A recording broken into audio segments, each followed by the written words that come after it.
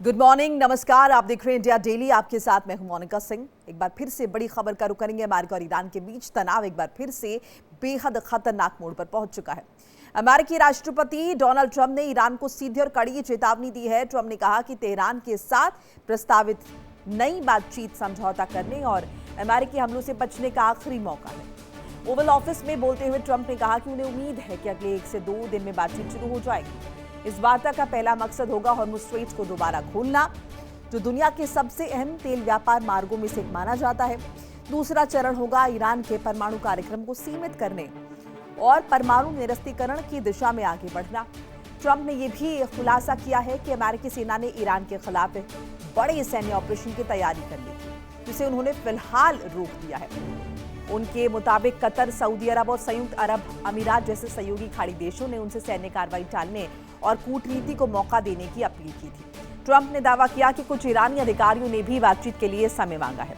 हालांकि ट्रंप ने दोहराया कि ईरान को लेकर उनका धैर्य अब खत्म हो रहा है और ये किसी बड़े समझौते का आखिरी अवसर हो सकता है। अब बड़ा सवाल यह है कि क्या ओमान के जरिए शुरू होने वाली संभावित बातचीत मध्य पूर्व में बढ़ते तनाव को कम कर पाएगी या फिर ये सिर्फ एक अस्थायी विराम साबित होगा। इस बड़ी खबर पर लगातार हम डिस्कशन करते रहेंगे। नजर हमारी बनी हुई है कि आखिर मिडिल ईस्ट की स्थितियां किस तरफ इशारा कर रही है। इस बीच ईरान को ट्रंप की आखिरी चेतावनी, समझौता करो वरना हमले बढ़ेंगे। 1-2 दिन में शुरू हो सकती है अमेरिका ईरान वार्ता। हॉर्मुज़ स्ट्रेट खोलना पहली शर्त है, डोनाल्ड ट्रंप द्वारा कहा गया है। डोनाल्ड ट्रंप द्वारा कहा गया कि समझौता करो नहीं तो हमले बढ़ेंगे।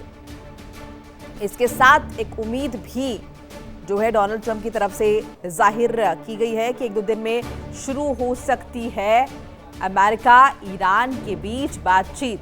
अब प्रायोरिटी क्या है, पहली शर्त क्या है, वो भी बताते चले। हॉर्मुज़ स्ट्रेट को खोलना और इसके बाद परमाणु समझौते पर बातचीत। ईरान को ट्रंप की आखिरी चेतावनी कहा जा रहा है। हालांकि इस तरह की चेतावनियां पहले भी हमने देखी है।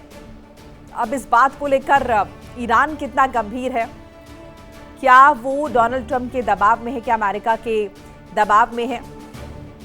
इसके साथ साथ ओमान के जरिए शुरू होने वाली संभावित बातचीत मिडिल ईस्ट में बढ़ते तनाव को क्या कम कर पाएगी।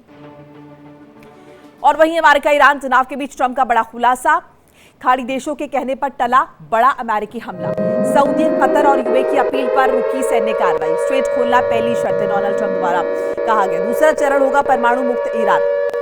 द्वितीय विश्व युद्ध के बाद सबसे बड़े हमले की तैयारी थी, ये ट्रंप ने कहा है। सेकेंड वर्ल्ड वॉर के बाद सबसे बड़े अटैक की तैयारी थी, जिसे फिलहाल हमने रोक लिया है, डोनाल्ड ट्रंप कह रहे हैं। कूटनीति को और वक्त देने का फैसला ले रहे हैं, ये डोनाल्ड ट्रंप द्वारा कहा गया है। उन्होंने कहा कि तमाम मिडिल ईस्ट के देश जो हैं वो सामने आए। उन्होंने अपील की जिसके बाद हमने ये बड़ा हमला, जो कि सेकेंड वर्ल्ड वॉर के बाद सबसे बड़ा हमला जिसे वो बता रहे हैं बाकायदा, ये हमला फिलहाल ईरान पर रोक दिया है। 1-2 दिन में बातचीत हो सकती है, ये भी उम्मीद डोनाल्ड ट्रंप द्वारा जो है वो जताई जा रही है। और इसी पर ज़्यादा बातचीत के लिए तमाम खास मेहमान हमारे साथ जुड़ चुके हैं। तारुफ करा देती हूँ, हमारे साथ group captain U K Devnath, retired रक्षा विशेषज्ञ के तौर पर जुड़ रहे हैं डॉक्टर अजिताभ सिंह, विदेश मामलों के जानकार। आप दोनों का बहुत बहुत स्वागत है।